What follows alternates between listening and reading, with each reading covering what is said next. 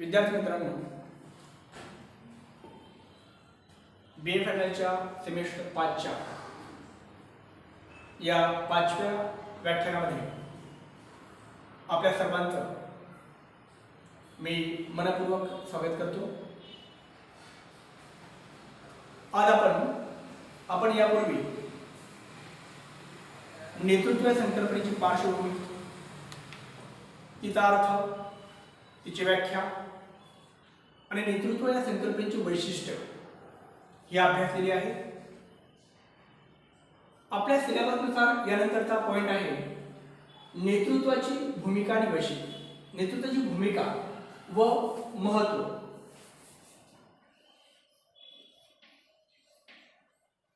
म्हणजे एखाद्या क्षेत्रामध्ये नेतृत्वाची काय भूमिका असू शकते,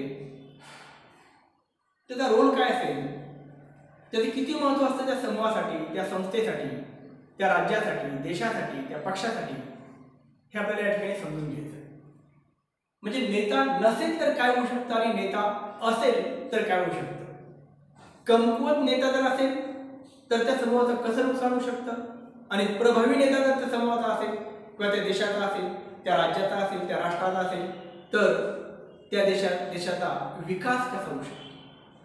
म्हणजे कोणत्याही राष्ट्रासाठी प्रभावी, खंबीर, बुद्धिमान अशा प्रकारचा नेता असणं अत्यंत गरजेचं असतं। त्याशिवाय त्याचा विकास होऊ शकत नाही, त्याचा प्रभाव वाढू शकत नाही।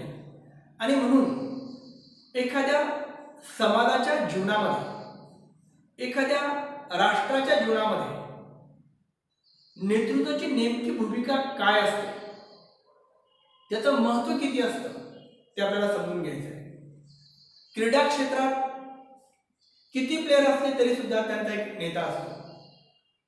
धार्मिक क्षेत्रामध्ये कोणते धर्माचे लाखो अनुयायी असतात, पण त्याचा प्रमुख हा त्या धर्माचा धर्मगुरू असतो आणि त्या धर्मगुरूच्या नेतृत्वात त्या धर्माचा विकास होत असतो।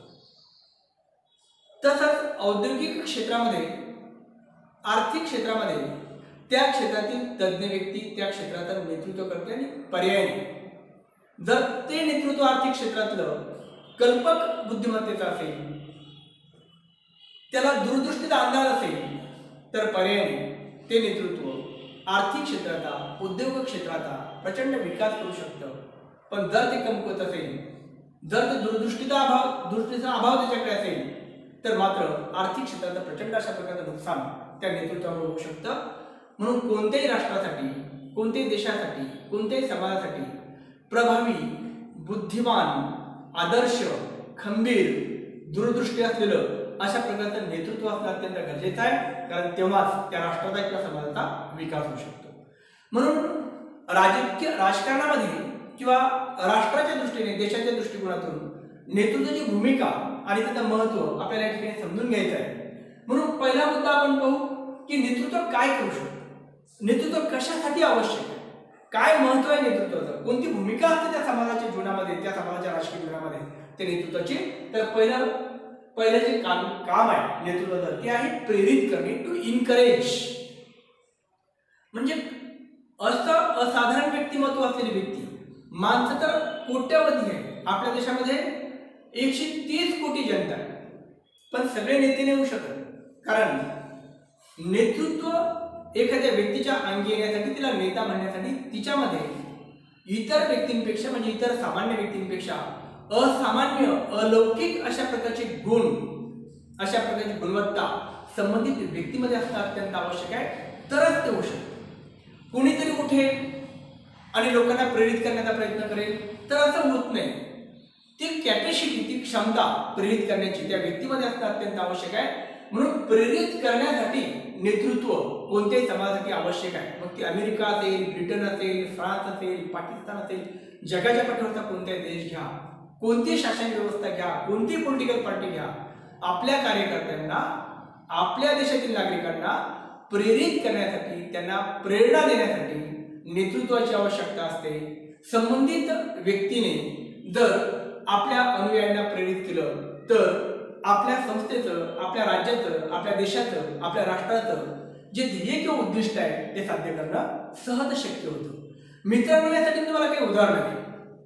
उदाहरणार्थ, छत्रपती शिवाजी महाराजांनी हिंदवी स्वराज्य निर्माण करण्याचं उद्दिष्ट आपलं ध्येय निश्चित केलं आणि हिंदवी स्वराज्य स्थापन करण्याचं ध्येय साध्य करण्यासाठी छत्रपती शिवाजी महाराजांनी आपल्या मावळ्यांना, आपल्या प्रजेतील तरुणांना प्रेरित केलं, त्यांना इन्करेज केलं आणि त्यांच्यावर विश्वास ठेवून त्यांच्या मित्रांना प्रेरित करण्याची, त्यांच्यात आत्मविश्वास निर्माण करण्याची क्षमता शिवाजी महाराजांनी असल्या कारणाने त्यांच्यावर विश्वास ठेवून त्यांनी त्यांना साथ दिली, त्यांना सहकार्य केलं आणि पर्यायाने आपण बघितलं की हिंदवी स्वराज्य स्थापन होण्याचं जे आपलं ध्येय आहे ते छत्रपती शिवाजी महाराज साध्य करू शकले. याशिवाय आपण 150 वर्ष ब्रिटिशांच्या पारतंत्र्यात होतो, म्हणजे गुलामीमध्ये आपण होतो. आपण गुलामीत असताना करोडो प्रजा होती आणि या करोडो प्रजेमध्ये ब्रिटिशांना विरोध करण्याची क्षमता नव्हती, कारण सगळे सामान्य व्यक्ती महत्वाच्या व्यक्ती होत्या. पण या करोडो जनतेमध्ये काही व्यक्ती, असामान्य व्यक्ती महत्वाच्या होत्या की ज्यांनी ब्रिटिशांच्या अन्यायाच्या विरोधात आवाज उठवला, लोकांना संघटित केलं, त्यांच्या विरोधात प्रेरित केलं आणि स्वातंत्र्य लढा प्राप्त करण्यासाठी लोकांना प्रेरित करून 150 वर्षाच्या अविरत संघर्षानंतर भारताला स्वातंत्र्य प्राप्त करून दिलं. मग इतरांना प्रेरित करण्याची क्षमता असलेले स्वातंत्र्य चळवळीतील असे नेते कोणते होते? तर त्यामध्ये लोकमान्य टिळक होते. स्वराज्य हा माझा जन्मसिद्ध हक्क आहे आणि तो मिळवणारच. महात्मा गांधी अहिंसेच्या तत्वाच्या आधारावर, सत्याच्या तत्वाच्या आधारावर त्यांनी करोडो भारतीयांना प्रेरित केलं ब्रिटिशांच्या विरोधात. स्वातंत्र्य लढा हा अधिक तीव्र झाला, ब्रिटिशांना देश सोडावा लागला. सुभाषचंद्र बोस, तुम मुझे खून दो मैं तुम्हें आजादी दूंगा, हे त्यांचं स्लोगन लोकांना प्रेरित करण्यासाठी कारणीभूत ठरलं. आणि म्हणून नेतृत्व काय करू शकतं तर आपल्या अनुयायांना, आपल्या सहकाऱ्यांना, आपल्या नागरिकांना आपल्या उद्दिष्टपूर्तीसाठी, आपलं ध्येय प्राप्त करण्यासाठी प्रेरित करण्याचं काम करते. आणि म्हणून आजही जगातील प्रत्येक देशात आपल्या राष्ट्राचा विकास करायचा असेल तर आपल्या जनतेला प्रेरित करण्यासाठी, त्यांना संघटित करण्यासाठी असं नेतृत्व अत्यंत आवश्यक असतं. म्हणून नेतृत्व काय करतं तर आपल्या अनुयायांना, आपल्या नागरिकांना, आपल्या प्रजेला, आपल्या जनतेला प्रेरित करण्याचं काम करत असतं. दुसरी भूमिका आहे सत्ता प्राप्तीसाठी आपल्या अनुयायांमध्ये आत्मविश्वास निर्माण करू शकतो. म्हणजे एखाद्या राजकीय पक्षाला जर सत्ता प्राप्त करायची असेल तर सत्ता प्राप्तीचं आपलं ध्येय किंवा आपलं उद्दिष्ट साध्य करण्यासाठी नेतृत्व आपल्या पक्षातील कार्यकर्त्यांमध्ये एक प्रकारचा आत्मविश्वास निर्माण करण्याचं काम करत असतं की हे आपण साध्य करणार. बराक ओबामा हे अमेरिकेचे पहिले कृष्णवर्णीय राष्ट्राध्यक्ष झाले, पण त्यांनी आपल्या पक्षाच्या कार्यकर्त्यांमध्ये एक आत्मविश्वास निर्माण केला आणि त्यासाठी त्याने एका स्लोगनचा वापर केला, येस वी कॅन डू, आपण हे करू शकतो. म्हणजे तोपर्यंत कोणती कृष्णवर्णीय व्यक्ती अमेरिकेची अध्यक्ष होऊ शकली नाही, पण बराक ओबामा हे कृष्णवर्णीय नेते असूनही त्यांनी येस वी कॅन डू या स्लोगनच्या माध्यमातून आपल्या पक्षाच्या कार्यकर्त्यांमध्ये आत्मविश्वास निर्माण केला आणि सत्ता प्राप्त केली. अटल बिहारी वाजपेयी यांनी भारतीय जनता पार्टी हा पक्ष काढला आणि ज्यावेळेस हा पक्ष काढला त्यावेळेस पहिल्या निवडणुकीमध्ये या पक्षात फक्त 2 खासदार निवडून आणला. 1980 मध्ये ज्या पक्षात फक्त 2 खासदार होते त्या पक्षाच्या अटल बिहारी वाजपेयी असतील, लालकृष्ण अडवाणी असतील यासारख्या नेत्यांनी आपल्या पक्षाच्या कार्यकर्त्यांमध्ये एक आत्मविश्वास निर्माण केला की आपण एक दिवस सत्ता प्राप्त करणार म्हणजे करणार.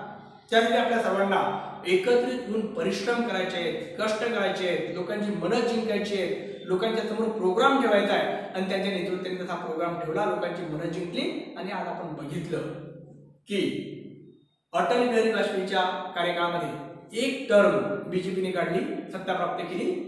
त्यानंतर नरेंद्र मोदीच्या नेतृत्वात 2014 ते 19 ही टर्म आणि त्यानंतर पुन्हा दुसरी टर्म, तेही प्रचंड मताधिक्याने त्यांनी सत्तेत आले. म्हणजे सत्ता प्राप्तीसाठी आत्मविश्वास निर्माण करण्याचं काम नेतृत्व करू शकतो. नरेंद्र मोदीच्या नेतृत्वात हे आश्चर्य घडलं. म्हणजे नेता काय करू शकतो तर सत्ता प्राप्तीसाठी आपल्या कार्यकर्त्यांमध्ये आत्मविश्वास निर्माण करू शकतो. बाळासाहेब ठाकरेंनी शिवसेना काढली त्यावेळेस ती एक लोकल संघटना होती मुंबईतली. पण बाळासाहेब ठाकरेंचं ध्येय होतं की मला महाराष्ट्र सरकार स्थापन करायचं आहे, शिवसेना मोठी करायची आहे. आणि त्यांनी सैनिकांमध्ये एक प्रकारचा आत्मविश्वास निर्माण केला. आणि त्याचा परिणाम काय झाला तर शिवसेना सत्तेत आली. शिवसेना एक पॉलिटिकल पार्टी म्हणून तिचा प्रभाव निर्माण करू शकते. म्हणून सत्ता प्राप्तीसाठी नेतृत्व महत्वाचं असतं. तिसरी भूमिका, तिसरं कार्य आहे सहकार्याची भावना निर्माण करणे. मित्रांनो, आपलं घर असतं, घरात 7-8 सदस्य असतात. या 7-8 सदस्यांचे विचार सारखे असतात का? नसतात. सगळ्यांची मतं एकमेकांना पटतात का? सगळ्यांचे विचार एकमेकांना पटतात का? नाही पटत. तरी सुद्धा एकत्र कुटुंब संघटित राहतं. कुटुंबात ऐक्याची भावना असते. जरी विचार पटत नसले, जरी एकमेकांचं काम पटत नसलं, जरी एकमेकांचा स्वभाव पटत नसला, तरी सुद्धा त्या कुटुंबाला संघटित ठेवण्याचं, त्या कुटुंबात सहकार्याची भावना निर्माण करण्याचं काम त्या कुटुंबाची प्रमुख असलेली व्यक्ती करत असते, की जी त्या कुटुंबाचा नेता असते, जी त्या कुटुंबाचं नेतृत्व करत असते. जर कुटुंबामध्ये 10 लोक असतील, त्यांचा आपसात पटण्याची शक्यता नाही किंवा पटत नसतं, बऱ्याच वेळेस आपण पाहतो, तरी सुद्धा कुटुंब चालतं, कुटुंबाचा विकास होतो. तर मग एखादी पॉलिटिकल पार्टी जर असेल आणि त्या पॉलिटिकल पार्टीचे लाखो अनुयायी असतील, लाखो कार्यकर्ते असतील, करोडो कार्यकर्ते असतील, त्यांचे काही नेते असतील शेकडो, तर त्या सगळ्याच नेत्यांमध्ये आपसात पटतं का? नाही पटत. पण जरी आपले विचार एकमेकांशी पटत नसले, तरी सुद्धा समान ध्येयाच्या प्राप्तीसाठी, समान उद्दिष्ट साध्य करण्यासाठी जरी पटत नसलं आपसात, तरी सुद्धा त्यांच्यात सहकार्याची भावना निर्माण करण्याचं काम हे नेतृत्व करत असते. आणि आपल्या संघटनेत, आपल्या राजकीय पक्षामध्ये, आपल्या शासनामध्ये अनेक नेत्यांचं आपसात पटत नसलं, कार्यकर्त्यांचं आपसात पटत नसलं, तरी सुद्धा त्या मतभेदांवर मात करून आपल्या उद्दिष्ट प्राप्तीसाठी एकमेकांत सहकार्याची भावना निर्माण करण्याचं काम नेतृत्व करत असतं. क्रिकेट टीम मध्ये 11 प्लेयर असतात. सगळ्याच प्लेयरचे संबंध आपसात चांगले असतात अशातला भाग नाही. तरी सुद्धा त्या क्रिकेट टीमचा जो कॅप्टन असतो, नेता असतो, तो नेता मतभेदांच्या पलीकडे जाऊन आपल्या सहकार्यांमध्ये सहकार्याची भावना निर्माण करतो, परस्परांना मदत करण्याची भावना निर्माण करतो आणि पर्यायाने तो टीमला जिंकून देत असतो. म्हणून नेता काय करू शकतो? नेत्याची भूमिका कोणती आहे? तर आपल्या सदस्यांमध्ये, आपल्या सहकार्यांमध्ये आपसामध्ये सहकार्याची भावना निर्माण करणे. त्यानंतर मनोधैर्यात वाढ करणे. नेतृत्वाची प्रमुख जबाबदारी, नेतृत्वाची प्रमुख भूमिका, नेतृत्वाचं महत्व एखाद्या देशासाठी, एखाद्या राष्ट्रासाठी, एखाद्या समूहासाठी, एखाद्या समाजासाठी काय असू शकतं? तर आपल्या जनतेत, आपल्या सैनिकांचं मनोधैर्य वाढवणं, यासाठी नेता अत्यंत आवश्यक असतो. सगळ्यांना ते जमत नाही. मित्रांनो, तुम्ही इतिहासाचे अभ्यासक आहात. दुसऱ्या महायुद्धाचा अभ्यास तुम्ही केलेला असेल किंवा दुसऱ्या महायुद्धाच्या घटनांच्या बाबतीत तुम्ही ऐकलं असेल आणि तुम्ही हेही वाचलं असेल, हेही ऐकलं असेल की दुसऱ्या महायुद्धाच्या शेवटी ब्रिटन, जी त्या काळातली महाशक्ती होती, ती पराभवाच्या उंबरठ्यावर होती. हिटलरचं सैन्य अगदी काही तासात ब्रिटनचा ताबा घेऊ शकतं, अशा प्रकारचं वातावरण निर्माण झालं होतं. त्या अवस्थेमध्ये ब्रिटनचे तत्कालीन पंतप्रधान चेंबरलेन यांनी घाबरून नेतृत्व सोडलं. त्यांना वाटले की आता माझ्याच्याने जमणं नाही आणि नेतृत्वाची धुरा विरोधी पक्षाचा नेता चर्चिल यांच्याकडे. चर्चिलनी पराभवाच्या उंबरठ्यावर असलेल्या ब्रिटनला दुसऱ्या महायुद्धात विजय प्राप्त करून दिला. याचं कारण काय? तर चर्चिल हे सतत आपल्या नेत्यांच्या संपर्कात राहायचे, खंबीरपणे निर्णय घ्यायचे, युद्धभूमीवर जायचे, आपल्या सैनिकांबरोबर राहायचे, त्यांच्याबरोबर जेवायचे, त्यांच्याबरोबर गप्पा मारायच्या आणि त्यांना एक विश्वास द्यायचे, त्याच्यात मनोधैर्य निर्माण करायचे, त्यांना प्रोत्साहित करायचे की नाही, आपण जिंकणार, आपण जिंकणार, आपण जिंकणार. आणि काय झालं? पराभवाच्या उंबरठ्यावर असलेल्या ब्रिटनला दुसऱ्या महायुद्धात विजय मिळाला. याचं एकमेव कारण म्हणजे तत्कालीन ब्रिटनचे पंतप्रधान चर्चिल यांनी त्यांच्या सैनिकांचा वाढवलेलं मनोधैर्य हे त्याचं एकमेव कारण होतं. म्हणून आपल्या लक्षात येईल की एक नेता आपल्या राष्ट्रासाठी काय करू शकतो, जे सामान्य व्यक्ती करू शकत नाही, सामान्य सैनिक करू शकत नाही, पण नेता ते काम करू शकतो की जे इतर करू शकत नाही. अपयशाचं परिवर्तन तो यशात करू शकतो, पराभवाचं परिवर्तन तो विजयात करू शकतो, कारण तो आपल्या जनतेत पराभूत मानसिकतेच्या, आपल्या सैनिकांत पराभूत मानसिकतेच्या, आत्मविश्वास गमावलेल्या सैनिकांमध्ये आत्मविश्वास निर्माण करून त्यांचं मनोधैर्य वाढवण्याचं काम करू शकतो. म्हणून नेता हा कोणत्याही राष्ट्रासाठी अत्यंत आवश्यक असतो, अत्यंत महत्त्वाचा असतो. त्यानंतर मार्गदर्शन व संचालन करणे. कोणताही समूह, कोणताही राष्ट्र, कोणताही देश, कोणताही सरकार हे मार्गदर्शनाशिवाय चालू शकत नाही, त्यांचं संचालन केल्याशिवाय चालू शकत नाही. जसं महाराष्ट्रात आघाडीचं सरकार आहे, पण महाराष्ट्रातल्या आघाडीच्या सरकारला मार्गदर्शन कुणाचं आहे? आपल्या सगळ्यांना माहिती आहे. राष्ट्रवादीचे प्रमुख नेते शरद पवार यांचं मार्गदर्शन या सरकारला आहे. पर्यायाने अनेक राजकारणातील राजकीय विश्लेषकांना, अभ्यासकांना, बीजेपीच्या नेत्यांना असं वाटायला लागलं की परस्पर विचारसरणी असलेल्या तीन पक्षांचं सरकार सत्तेसाठी एकत्र आलेलं आहे. हे तीन पक्ष सत्तेसाठी एकत्र आलेले आहेत आणि एकत्र येऊन हे चालणार तरी किती काळ? हे लवकरच कोसळलेले सरकार लवकरच पडेल आणि पुन्हा आपल्याला सत्ता प्राप्त करण्याची, प्रस्थापित करण्याची, स्थापन करण्याची संधी मिळेल असं बीजेपीच्या नेत्यांना वाटलं, राजकीय निरीक्षकांना वाटलं. पण तरी सुद्धा हे सरकार केवळ टिकत नाहीये, तर अत्यंत चांगल्या पद्धतीने काम करत आहे. याचं एकमेव कारण आहे या सरकारला मार्गदर्शन करणारा जो नेता आहे, जे नेतृत्व आहे ते शरद पवार आहे. शरद पवारनं जर मान्य केलं सरकारमधून तर हे सरकार किती काळ चालेल हे कोणी सांगू शकत नाही. हे राजकीय अभ्यासक सुद्धा मान्य करतात. म्हणून कोणाची भूमिका काय, कोणी काय करावं, मतभेद झाले तर त्यांच्यात समन्वय निर्माण करणं, त्यांच्यात सुसंवाद निर्माण करणं आणि सरकार प्रभावीपणे चालवण्याचं काम शरद पवार करत आहेत. म्हणून शरद पवारांची भूमिका मार्गदर्शकाची. आपण महाभारताची मालिका पाहिली. महाभारत वाचलं तर आपल्याला लक्षात येईल की पांडव किती शूर असले, अर्जुन किती शूर असला, तरी सुद्धा अनेक वेळेस त्याला निर्णय घेणं कठीण होतं. त्यावेळेस अर्जुनाला सातत्याने सारथी म्हणून मार्गदर्शन करण्याचं काम श्रीकृष्णाने केलं आणि श्रीकृष्णाच्या मार्गदर्शनामुळे, श्रीकृष्णाच्या योग्य अशा प्रकारच्या संचलनामुळे पांडवांना महाभारताच्या त्या कुरुक्षेत्रावरील युद्धामध्ये विजय प्राप्त करणं शक्य झालं. म्हणून एखादं नेतृत्व, एखादा नेता हा काय करू शकतो, त्याचं मार्गदर्शन किती महत्वाचं असतं हे आपल्या लक्षात येईल. नरेंद्र मोदींचं मार्गदर्शन केंद्रातल्या सरकारला आहे, उत्कृष्ट अशा प्रकारचं मार्गदर्शन आहे, उत्कृष्ट अशा प्रकारचं संचालन ते करत आहेत. त्यामुळे त्यांच्या सरकारला पहिल्या टर्म नंतर 2014च्या पुन्हा मागच्या वर्षी यश मिळालं, पहिल्यापेक्षा अधिक जागा मिळाल्या आणि पुन्हा बीजेपी सत्तेत आली. म्हणून एखाद्या नेत्याचं मार्गदर्शन, त्याचं संचलन हे त्या पक्षासाठी किती महत्वाचं असतं राजकारणामध्ये हे आपल्या लक्षात येईल. त्यानंतर नंबर 6, समन्वय व सुसंवाद प्रस्थापित करणे. म्हणजे कम्युनिकेशन गॅप राहिला, मतभेद असले किंवा वैचारिक संघर्ष असला तरी सुद्धा त्याच्यावर मात करून एक कोऑर्डिनेशन क्रिएट करणे, एकमेकांची जोडणे आणि एकमेकांची जोडून चांगल्या पद्धतीचं काम करून घेण्यासाठी अशा प्रकारचा समन्वय आपल्या टीममध्ये निर्माण करण्याचं आणि त्यांच्या त्या ठिकाणी सुसंवाद प्रस्थापित करण्याचं काम हे संबंधित नेतृत्वाला सातत्याने करावं लागतं. म्हणून त्यामध्ये सुद्धा नेतृत्वाची भूमिका ही अत्यंत महत्त्वाची असते. मित्रांनो, सातवी भूमिका, सातवी जबाबदारी, 7वं कार्य नेतृत्वाचं काय आहे तर आपल्या राष्ट्राच्या विकासामध्ये, आपल्या राष्ट्राच्या विकासाची ध्येय आणि उद्दिष्ट साध्य करण्यामध्ये त्या नेतृत्वाची भूमिका अत्यंत महत्त्वाची असते.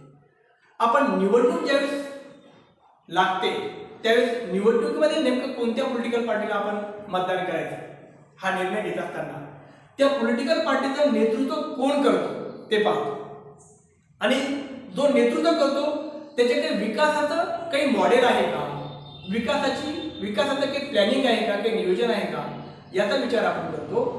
आणि जर त्या संबंधित नेत्याकडे विकासाची काही योजना असेल, काही प्लॅन असेल तर आपल्याला विश्वास प्राप्त होतो की नाही, आपण जर या पॉलिटिकल पार्टीला, या नेत्याला जर मतदान केलं तर निश्चितच आपल्या राष्ट्राचा, आपल्या समाजाचा, आपल्या राज्याचा विकास होऊ शकतो.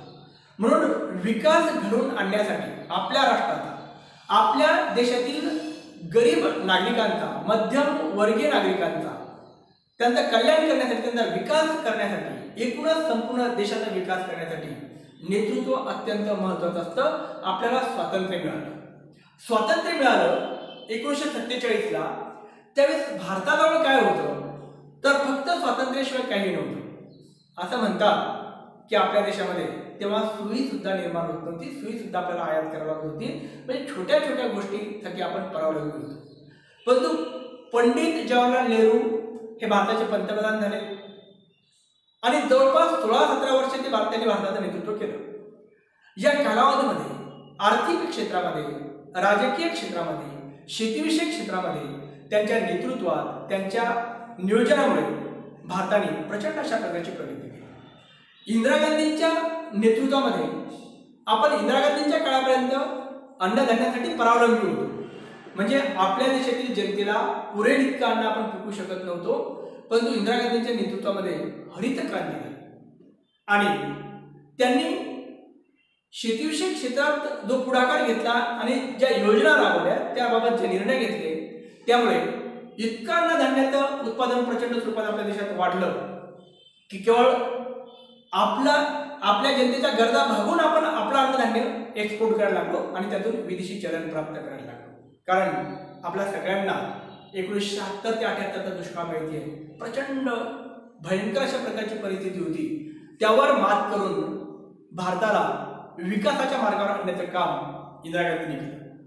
त्यासाठी त्यांनी समाजवादाची धोरणं स्वीकारली आणि समाजवादाची धोरणं स्वीकारून त्या पद्धतीने त्यांनी आपल्या देशातील जनतेचा, एकूणच आपल्या राष्ट्राचा विकास केला. पण जसं आपण बघितलं एक वैशिष्ट्य की नेतृत्व ही गतिशील प्रक्रिया आहे. म्हणजे जो निर्णय, जे धोरण तुम्ही 50 वर्षापूर्वी स्वीकारलेलं होतं ते आजही उपयुक्त ठरेल असं नाही. म्हणून जगाची दिशा ओळखून, जगाची पावलं ओळखून काही गोष्टींमध्ये चेंज सुद्धा करावा लागतो. म्हणजे 1990 पर्यंत आपण समाजवादी धोरणांच्या आधारे भारताच्या विकासाची स्वप्न पाहत होतो. परंतु 1990 मध्ये काँग्रेसचे नेते नरसिंह राव हे भारताचे पंतप्रधान झाले आणि अर्थमंत्री आताचे माजी पंतप्रधान मनमोहन सिंग झाले आणि त्यांनी समाजवादाच्या ऐवजी खुला आर्थिक धोरण स्वीकारलं, अर्थात भांडवलवादी धोरण स्वीकारलं आणि भारताला विकासाच्या मार्गावर आणलं. रोजगाराच्या संधी अधिक निर्माण करण्यास त्यांनी प्रयत्न केला. म्हणजे ओपन इकॉनॉमिक पॉलिसीचा स्वीकार आपण 1990 ला नरसिंहरावांच्या नेतृत्वात मनमोहन सिंग अर्थमंत्री असताना केला. म्हणजे याचा अर्थ असा की विकासाची ध्येय धोरणं ठरवणं, त्याबाबत निर्णय घेणं, त्यासाठी अत्यावश्यक अशा प्रकारचे कायदे पास करणं, त्यांची प्रभावीपणे अंमलबजावणी करणं, यासाठी नेतृत्व आवश्यक आहे. नेतृत्व हे दूरदृष्टीचं असणं आवश्यक आहे की भविष्यात आपल्याला कोणत्या गोष्टींची गरज पडेल हे त्या नेतृत्वाला समजलं पाहिजे. ते जर त्या नेतृत्वाला कळलं नाही तर पर्यायाने आपल्या देशाचं नुकसान होऊ शकतं. मित्रांनो, मला तुम्हाला आणखी एक उदाहरण सांगायला आवडेल की स्वर्गीय इंदिरा गांधींच्या निधनानंतर, त्यांच्या मृत्यूनंतर त्यांचे पुत्र राजीव गांधी यांच्याकडे पंतप्रधान म्हणून देशाची सूत्रे आली. अत्यंत चांगल्या पद्धतीने त्यांनी शासन कारभार भारताचा केला. भारताचं नेतृत्व केवळ भारतात नाही तर जागतिक पातळीवर केलं आणि त्या काळामध्ये इंदिरा गांधीप्रमाणेच भारताचा एक प्रकारचा दबदबा, एक प्रभावी नेता म्हणून त्यांनी आपली भूमिका आपल्या राष्ट्राच्या दृष्टिकोनातून पार पाडली. त्या काळामध्ये संगणक अर्थात कम्प्युटर हे स्वप्न होतं. अनेक वाचकांनी, अनेक लोकांनी तर संगणक म्हणजे नेमकं काय, कम्प्युटर म्हणजे काय त्यांना कळते नव्हतं. त्या काळात 1985-86 मध्ये राजीव गांधींनी भारतासाठी संगणकाच्या प्रणालीचा स्वीकार केला. म्हणजे खूप पूर्वी काळाची पावलं ओळखून दूरदृष्टीने संगणकाची प्रणाली स्वीकारण्याचा निर्णय राजीव गांधींनी घेतला. कारण राजीव गांधींनी पुढच्या 50 वर्षाच्या पोटात बघितलेलं होतं की भविष्यामध्ये संगणकाशिवाय किंवा कम्प्युटरशिवाय कोणत्याही देशाचा कारभार चालू शकत नाही. म्हणून त्यांनी खूप अगोदर जगातील इतर देशांच्या तुलनेमध्ये संगणक प्रणालीचा, कम्प्युटर प्रणालीचा स्वीकार केला आणि त्यामुळे राजीव गांधींना भारताच्या संगणक क्रांतीचे प्रणेते असं म्हटलं जातं. आज आपण पाहतो की राष्ट्र नाही, राज्य नाही, एखादी संस्था नाही, एखादं कॉलेज नाही, बँक नाही, तर आपलं कुटुंब सुद्धा संगणकाशिवाय जगू शकत नाही. कोविड-19च्या नंतर शिक्षण प्रक्रिया ही या संगणकाच्या जोरावर सुरू आहे. जर राजीव गांधींनी दूरदृष्टीच्या काळात तो निर्णय नसता घेतला, तर आज आपण नेमकं संगणकाच्या, कम्प्युटरच्या किंवा या सोशल मीडियाच्या नेमकं कोणत्या स्टेजला असतो हे सांगणं अशक्य आहे. म्हणून नेतृत्वाजवळ जर विकासाची दूरदृष्टी असेल तर त्या राष्ट्राची प्रगती झपाट्याने होऊ शकते. म्हणून राजीव गांधींचा तो निर्णय आज भारताच्या विकासामध्ये मोलाची भूमिका पार पाडतो आहे, हे आपण लक्षात घेणं अत्यंत आवश्यक आहे. आणि म्हणून नेतृत्व म्हणजे काय, नेतृत्वाची नेमकी भूमिका राष्ट्राच्या विकासात काय असते, नेतृत्वाचं नेमकं महत्त्व राष्ट्राच्या विकासात किंवा शासनाच्या विकासात, जनतेच्या विकासात काय असतं, हे आपल्याला राजीव गांधींच्या निर्णयावरून लक्षात येऊ शकतं. याशिवाय आपल्या देशाच्या संरक्षणात सुद्धा संबंधित नेतृत्वाची भूमिका ही अत्यंत महत्त्वाची असते. मित्रांनो, सतत आजूबाजूचे शेजारी देश कुरापती करून आपल्या प्रदेशाचा भाग बळकवण्याचा प्रयत्न करतात, आपला प्रदेश बळकवण्याचा प्रयत्न करतात. त्यावेळेस कणखरपणे शत्रू राष्ट्राला तोड उत्तर देण्यासाठी, योग्य वेळी योग्य अशा प्रकारचे निर्णय घेण्यासाठी, वेळ प्रसंगी युद्ध आपल्या देशाच्या सुरक्षिततेसाठी स्वतःसाठी प्रारंभ करण्याचा निर्णय सुद्धा एखाद्या नेत्याला घ्यावा लागतो. पण युद्ध करायचं म्हणजे मनात आलं आणि आज युद्ध करायचं असं नसतं.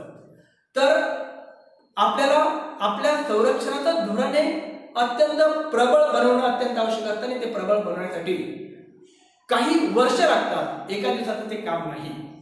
म्हणून संरक्षण क्षेत्रामध्ये सुद्धा किंवा संरक्षणाच्या बाबतीत, देशाच्या संरक्षणाच्या बाबतीत सुद्धा नेतृत्वाची भूमिका अत्यंत महत्त्वाची असते. जर आपण अंतर्गत कितीही विकास केला, किती प्रगती केली, पण आपण आपल्या देशाचं रक्षण करू शकलो नाही, तर अंतर्गत विकासाला कोणत्याही प्रकारचा अर्थ नसतो. मराठीत एक म्हण आहे, सर सलामत तो पगडी पचास. म्हणजे देश जर सुरक्षित असेल तर अनेक गोष्टी बाकी करता येतील. आणि म्हणून आपल्या बाजूला आक्रमक अशा प्रकारचा चीन आहे, सतत कुरापती करणारा पाकिस्तान सारखा शेजारी आपल्याला नैसर्गिकरित्या लाभलेला आहे. आणि सतत यांच्या आक्रमक धोरणामुळे आपल्या देशाच्या सुरक्षिततेला धोका निर्माण झालेला असतो. अगदी जेव्हापासून भारत स्वतंत्र झाला तेव्हापासून ही सिच्युएशन क्रिएट झालेली आहे. आणि मग अशा स्थितीमध्ये संरक्षणाबाबत त्या नेतृत्वाची भूमिका जर मवाळ असेल, मिळमिळीत असेल, तर देशाचं प्रचंड नुकसान होतं. मित्रांनो, मला पंडित जवाहरलाल नेहरूंवर टीका नाही करायची, पण संरक्षण नीतीबाबत पंडित जवाहरलाल नेहरूंचं धोरण अत्यंत मवाळ होतं, अत्यंत आदर्शवादी होतं आणि त्याचे परिणाम भारताला आजपर्यंत भोगावे लागले असं अभ्यासकांचं मत आहे. अशी टीका पंडित जवाहरलाल नेहरूंच्या नेतृत्वावर केली जाते. जम्मू काश्मीरचा प्रश्न कारण नसताना युएनओत नेला. आपण संपूर्ण पाकव्याप्त काश्मीर सुद्धा ताब्यात घेऊ शकलो असतो आपल्या सैनिकांना फक्त काही घंटे दिले असते तर, असं म्हटलं जातं. पण पंडित जवाहरलाल नेहरूंनी युद्धबंदीची घोषणा केली. पर्यायाने पाकव्याप्त काश्मीर आज पाकिस्तानकडेच आहे आणि त्या पाकव्याप्त काश्मीरमध्ये चीननी आता दळणवळणाचा मार्ग निर्माण केलेला आहे. म्हणजे चीनच्या त्या मार्गामुळे सुद्धा आपल्याला धोका निर्माण झालेला आहे. म्हणजे संरक्षणाबाबत पंडित जवाहरलाल नेहरूंची त्यांच्याकडे दूरदृष्टीचा अभाव होता. आपण आपल्या सैनिकांना, आपल्या लष्कराला पाहिजे त्या स्वरूपात प्रबळ केलं नाही. म्हणून थंडीच्या काळात 1962ला चीनने भारतावर आक्रमण केलं. भारताचा पराभव झाला. पंडित जवाहरलाल नेहरू पंतप्रधान होते आणि पर्यायाने झालं काय की असं म्हटलं जातं, अभ्यासक असं म्हणतात की जेवढे सैनिक युद्धामुळे मेलेले त्यापेक्षा जास्त सैनिक त्या बर्फाच्या थंडीमुळे वारले. म्हणजे त्या काळात कशाची गरज होती की आपल्या सैनिकांना वेळ प्रसंगी या ठिकाणी युद्ध करण्यासाठी कोणत्या गोष्टीची गरज आहे हे समजणे नेतृत्वाला अत्यंत आवश्यक होतं. पण ते नेतृत्वाला कळलं नाही असं म्हटलं जातं. अंतर्गत विकासाच्या बाबतीमध्ये पंडित जवाहरलाल नेहरूच्या धोरणांना चॅलेंज होते. अत्यंत चांगल्या प्रकारचे धोरण निर्णय त्यांनी घेतलेत, अंमलात आणलेत. गरिबांचा विकास केला, मध्यमवर्गीयांचा विकास केला. पण संरक्षणाच्या बाबतीत मात्र तसं नाही. संरक्षणाच्या आधारित बाबतीत मात्र त्याच्यावर टीका केली जाते. त्याच्यानंतर जर आपण बघितलं तर लालबहादूर शास्त्री सत्तेत आले. मूर्ती लहान पण कीर्ती महान, जय जवान जय किसान असं त्यांच्या बाबतीत म्हटलं जातं. आणि मूर्ती लहान दिसते पाकिस्तानला, असं वाटलं की हा नेता काय करणार. पण 1965च्या युद्धात लालबहादूर शास्त्रीच्या नेतृत्वात पाकिस्तानला धूळ चारल्या गेली. जरी चीन त्यांना मदत करू इच्छित होता तरी सुद्धा, म्हणून लाल बहादूर शास्त्रीचं नेतृत्व हे अधिक कणखर समजले. इंदिरा गांधींचं नेतृत्व हे त्यांच्यापेक्षा अधिक कणखर होतं. म्हणजे इंदिरा गांधींचे वडील पंडित जवाहरलाल नेहरू यांच्यापेक्षा कितीतरी अधिक प्रभावी आणि कणखर अशा प्रकारचं नेतृत्व त्यांचं होतं. उद्याला चीनपासून आपल्याला धोका असू शकतो, उद्याला पाकिस्तानपासून आपल्याला धोका असू शकतो, आणि म्हणून इंदिरा गांधी सारख्या कणखर नेतृत्वाने त्या काळामध्ये पहिली अणुबॉम्बची चाचणी घेण्याचा कसब, तो निर्णय घ्यायची हिंमत इंदिरा गांधींनी दाखवली. आणि म्हणून इंदिरा गांधी या देशाच्या अणुबॉम्बच्या निर्मितीच्या पायोनियर आहे. जेव्हा आपल्याकडे अणुबॉम्ब आला त्यावेळेस अणुबॉम्ब आल्यानंतर चीन सारख्या देशाला, पाकिस्तान सारख्या देशाला भारतावर आक्रमण करताना चारदा विचार करण्याची गरज पडली. पण त्याही नंतर त्यापेक्षा अधिक आधुनिक अशा प्रकारची अणुबॉम्बची चाचणी घेण्याचं धाडस जागतिक दबाव असताना सुद्धा तत्कालीन पंतप्रधान अटल बिहारी वाजपेयी यांनी दाखवला. आणि पर्यायाने दुसरी चाचणी ज्यावेळेस दुसरा हायड्रोजन बॉम्ब ज्यावेळेस आपण तयार केला, अटल बिहारी वाजपेयींच्या नेतृत्वात संरक्षणाच्या दृष्टिकोनातून आपल्याला कोणावर अणुबॉम्ब नाही टाकायचा, पण शांततेसाठी अणु, ॲटॉम फॉर पीस ही घोषणा इंदिरा गांधींची होती. त्याच घोषणेच्या पावलावर पाऊल अटल बिहारी वाजपेयींनी ठेवलं की आम्हाला कोणावर बॉम्ब नाही टाकायचा, कोणावर उद्ध्वस्त नाही करायचं, पण जर आमच्यावर कोणी बॉम्ब हल्ला करण्यात धाडस करेल, आमच्यावर जर कोणी आक्रमण करण्याचा प्रयत्न करेल तर आम्ही अणुबॉम्बचं उत्तर अणुबॉम्बने देऊ शकतो, हे जगाला दाखवून देण्यासाठी आणि आपला धाक निर्माण करण्यासाठी इंदिरा गांधी असतील, अटल बिहारी वाजपेयी असतील यांनी जागतिक जनमताचा, देशात जगातील सुपर पॉवरचा अत्यंत प्रेशर असताना, अत्यंत विरोध असताना सुद्धा या दोन्ही खंबीर नेत्यांनी अणुबॉम्बची निर्मिती केली. आणि त्यामुळे जगामध्ये अण्वस्त्रधारी राष्ट्रांच्या रांगेत भारत जाऊन बसला. याचं क्रेडिट हे इंदिरा गांधी आणि अटल बिहारी वाजपेयी यांना जातं. आणि मागच्या टर्ममध्ये 2014 ते 19च्या टर्ममध्ये आपण बघितलं की चीनला असं वाटलं की 1962ला आपण भारताला पराभूत केलं, आणि म्हणून डोकलाममध्ये त्यांनी 2018-19 मध्ये अतिक्रमण करण्याचा प्रयत्न केला.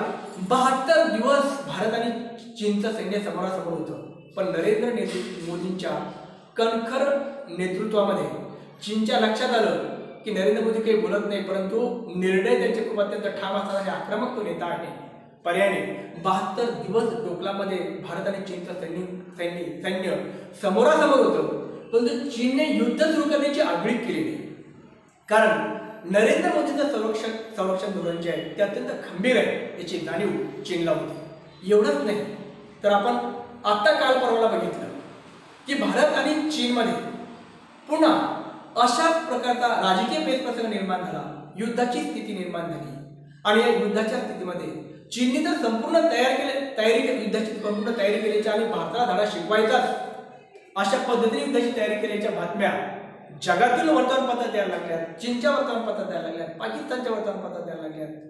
परंतु काय झालं, चीन भारतावर आक्रमण करण्याचं धाडस करू शकला नाही. कारण नरेंद्र मोदींच्या नेतृत्वातील जी संरक्षणाचं धोरण आहे अत्यंत खंबीर आहे यात त्यांना जाणीव होती. एवढंच नाही तर जगातील सुपर पॉवरचं सहकार्य नरेंद्र मोदींनी मिळवलं आणि चीनला जागतिक राजकारणामध्ये एकटं वाढलं. पर्यंत त्यांना आपली पावलं पाठीमागे ठेवावी लागली. 1971ला सुद्धा इंदिरा गांधींनी अमेरिकेचा पाकिस्तानला सपोर्ट असून सुद्धा अमेरिकेच्या विरोधात जाऊन अत्यंत कणखरपणे अमेरिकेला बजावून सांगितलं की पूर्व बंगालमधून म्हणजे पाकिस्तानच्या पूर्व पाकिस्तानमधून लाखो निर्वासित भारतात घुसलेले आहेत, त्याचा ताण आमच्यावर येतो आहे. एक तर पाकिस्तानने त्यांचा प्रश्न सोडवावा, नाही तर त्यांच्या हक्कासाठी आम्हाला कारवाई करावी लागेल.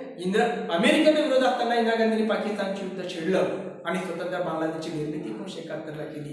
त्या इंदिरा गांधी अत्यंत खंबीर होत्या आणि त्या खंबीर असल्या कारणाने भारताच्या संरक्षणाच्या दृष्टीकोनातून भारताकडे वाकडी नजर करून पाण्याची हिंमत ही कोणत्याही राष्ट्राने केली नाही.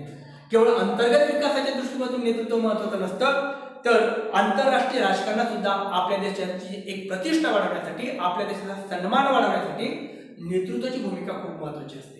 जर आपल्या राष्ट्राचं नेतृत्व हे मिळमिळीत असेल, नेमळट असेल, तकलादू असेल, कणखर नसेल तर जागतिक राजकारणामध्ये आपल्या देशाला फारशी प्रतिष्ठा नसते, कोणी आपल्या देशाला विचारत नाही. पण नेतृत्व जर खंबीर असेल, इंदिरा गांधींसारखं असेल, राजीव गांधींसारखं असेल, अटल बिहारी वाजपेयींसारखं असेल, नरेंद्र मोदींसारखा असेल तर मात्र जागतिक राजकारणामध्ये भारताच्या भूमिकेकडे किंवा कोणत्याही राष्ट्राच्या भूमिकेकडे जगातील कोणते राष्ट्र दुर्लक्ष करू शकत नाही। किंबहुना जागतिक दृष्टिकोनाबाबत किंवा जागतिक बाबतीत कोणताही महत्त्वाचा निर्णय घ्यायचा असेल तर संबंधित देशाच्या त्या नेतृत्वाला खास करून आमंत्रित केलं जातं। मित्रांनो, आपल्या गावात नाही का काही वाद असेल आणि आपले वडील जर खंबीर असतील, ते जर प्रखर नेतृत्वाचे असतील तर गावातील कोणताही वाद जर असेल तर असं म्हटलं जातं की नाही, त्यांना पण बोलवा, त्यांना पण मध्यस्थी करायला हवा।